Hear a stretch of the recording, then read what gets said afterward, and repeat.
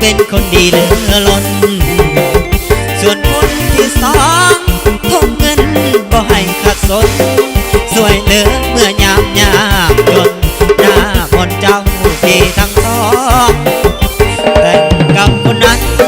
ย้อนทำคนดีเสียใจต้องตัดสินใจอำลาละนางทั้งสองต่างคนต่างซ้ำหยุดที่ทำแล้วนะ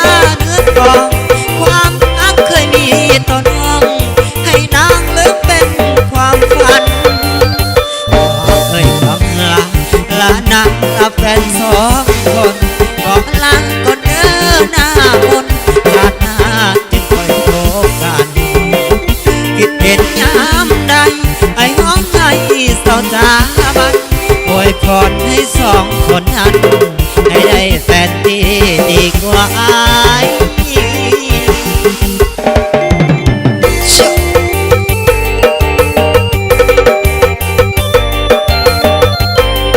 ตอบสนองให้เนาะเป็นจังหวะสามสายอีกเป็นหนึ่งที่เราเองเนาะ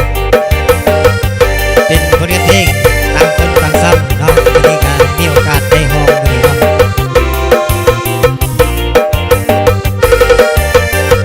แต่งกับคนนั้นย้อนทำคนดีเสียใจต้องตัดสินใจอำลาละนางทั้งสองต่างคนต่างซ้ำหยุดที่ทำแล้วนะเนื้อทอง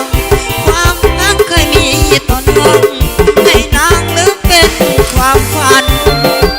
ขอเอ่ยคำลานางรับแฟนสองคนขอลาคนเดินหน้ามนศาสนาจึงค่อยพบกันคิดเห็นยามใดไอ้ห้องไห้เศร้าจาบัน